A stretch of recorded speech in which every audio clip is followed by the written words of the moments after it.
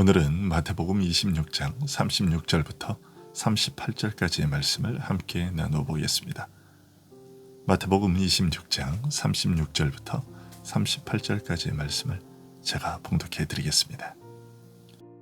이에 예수께서 제자들과 함께 겟세마네라 하는 곳에 이르러 제자들에게 이르시되 내가 저기 가서 기도할 동안에 너희는 여기 앉아 있으라 하시고 베드로와 세베대의 두 아들을 데리고 가실새 고민하고 슬퍼하사 이에 말씀하시되 내 마음이 매우 고민하여 죽게 되었으니 너희는 여기 머물러 나와 함께 깨어 있으라 하시고 아멘. 오늘 말씀은 예수님과 제자들이 두렵고 심각한 십자가의 시험을 함께 겪은 과정을 전하고 있습니다. 마지막 유월절 만찬을 끝내시고 감람산으로 가신 예수님께서는 남은 제자들마저 주님을 배반할 것을 밝히시면서 감람산에 있는 겟세마네에 이르셨습니다.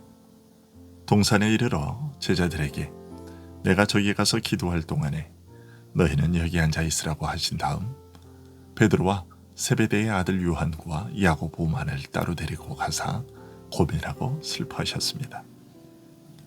예수님께서는 간간히 자신이 느끼시는 슬픔과 분노와 탄식과 기쁨을 사람들 앞에 드러내셨습니다.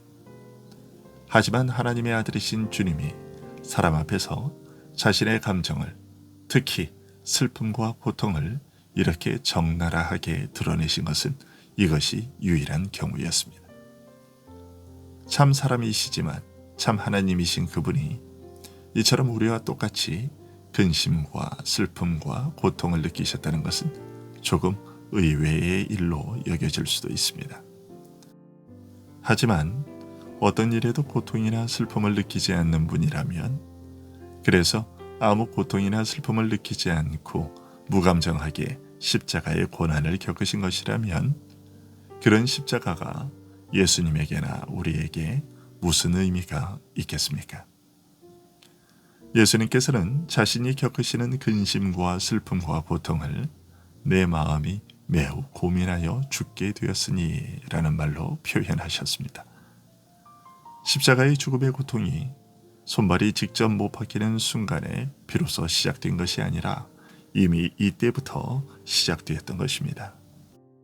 가나 혼인잔치에서 아직 내 때가 이르지 아니하였나이다 라고 말씀하실 때 이미 십자가에서 죽으실 그의 때에 대하여 생각하고 계셨고, 그 후로도 항상 주님의 뇌리에서 이 때가 떠나지 않았던 것을 생각하면 십자가의 고난과 고통은 처음부터 지금까지 평생 동안 계속되었다고 할 수 있습니다. 그렇게 항상 자신의 마음을 짓누르는 십자가의 고통과 답답한 심정을 밝히신 것입니다. 하지만 이런 예수님의 말씀을 들으면서 한 가지 의문을 느끼게 됩니다. 과연 죽음의 고통이 그처럼 두렵고 싫은 것이어서 필사적으로 피하려고만 해야 하는 것인가?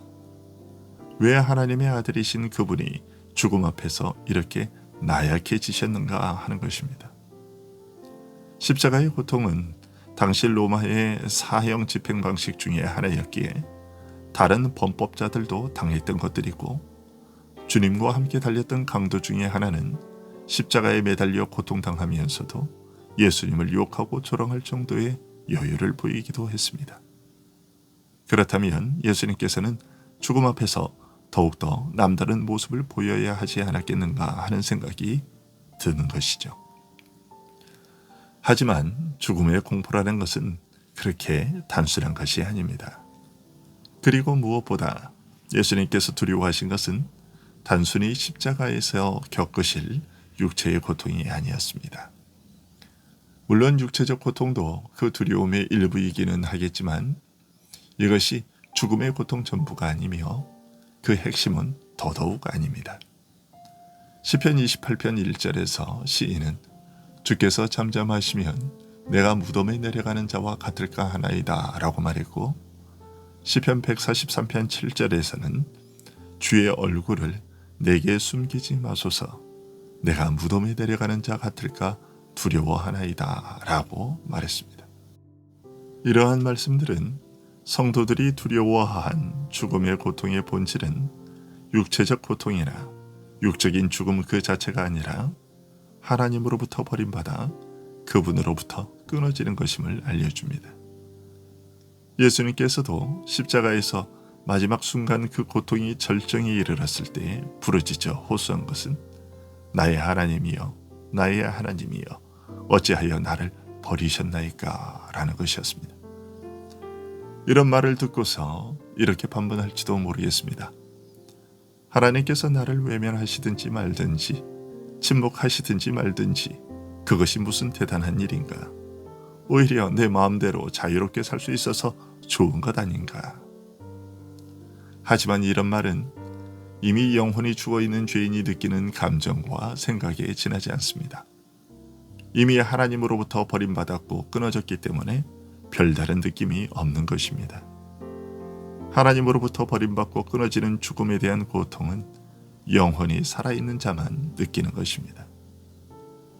죽음이라는 것이 이처럼 육적 차원만의 것이 아니라 오히려 영적 차원이 더 중요하고 그 본질은 하나님의 맹렬한 진노를 온 몸과 영혼으로 겪는 것이며 하나님으로부터 버림받아 끊어지는 것인 만큼 하나님의 진노 아래 있어서 죽음의 고통을 이러저러한 모양과 정도로 영육의 죽음을 이미 경험하고 있는 우리 죄인으로서는 그 고통을 제대로 느끼거나 알 수가 없습니다. 그리스도 안에서 새 생명이 무엇인지 느껴보지 못한 사람은 이런 고통과 슬픔과 두려움을 전혀 알지 못합니다. 이것은 오직 선하게 지음받았지만 범죄하여 죽게 된 아담과 하와만 경험한 것이었고 이제 성자 하나님께서 참 사람이 되셔서 십자가에서 죽으시면서 경험하시게 된 것입니다. 죄인으로서는 온전하게 경험할 수 없는 것이기 때문에 아무도 예수님께서 겪으신 죽음의 고통에 대해서는 알지 못합니다. 따라서 예수님께서 죽음 앞에서 이토록 번민하고 슬퍼하신 것에 대해 아무도 가볍게 판단하거나 말할 수 없습니다. 더 중요한 것은 예수님의 죽음에 담긴 의미입니다. 하나님께서 메시아로 세우신 자가 죽는다는 사실이 갖는 의미였습니다.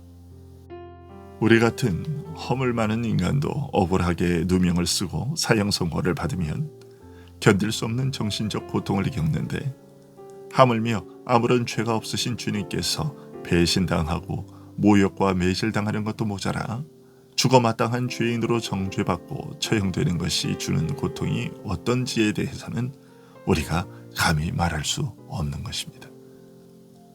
하지만 예수님의 십자가의 죽음은 예수님뿐만 아니라 제자들에게도 참으로 심각한 시험이었습니다.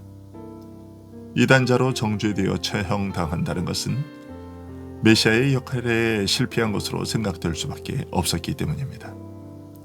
십자가의 죽음은 바로 예수님이 메시아라는 사실을 명백하게 부인하는 증거로 받아들여질 수밖에 없었습니다.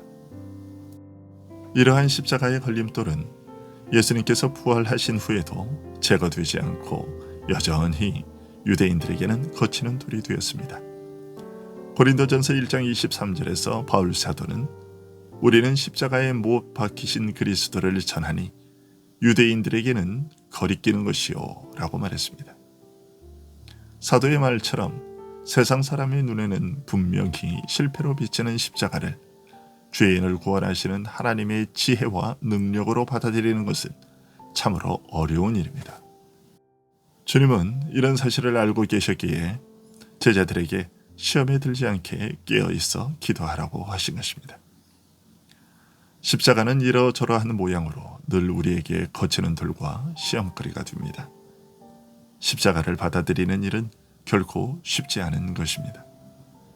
그럼에도 불구하고 바울 사도는 고린도전서 2장 2절에서 분명하게 선언합니다. 내가 너희 중에서 예수 그리스도와 그가 십자가에 못 박히신 것 외에는 아무것도 알지 아니하기로 작정하였습니다. 교회는 십자가 외에 말할 것이 없습니다. 따라서 교회에 와서 십자가 외에 다른 말을 듣겠다고 기대하는 것은 어리석은 일입니다. 십자가의 말씀이 마음에 들지 않으면 교회를 떠나든지, 그대로 교회에 남고자 한다면 듣는 자 자신이 바뀌어야 합니다. 교회가 전하는 십자가의 말씀이 내게 거슬리고 싫은 이 말씀이 사실은 복된 말씀이요 은혜와 생명의 말씀임을 깨닫고 받아들여야 하는 것입니다. 우리로서는 감히 짐작도 상상도 하지 못할 십자가의 고통을 겪으신 주님으로 말미암아 오늘 우리가 하늘의 복을 누리고 살고 있습니다. 그러니 우리 역시도 그리스도와 그가 십자가에 못 박히신 것 외에는 아무것도 알지 아니하기로 작정한 자로 살아가야 할 것입니다. 기도하겠습니다.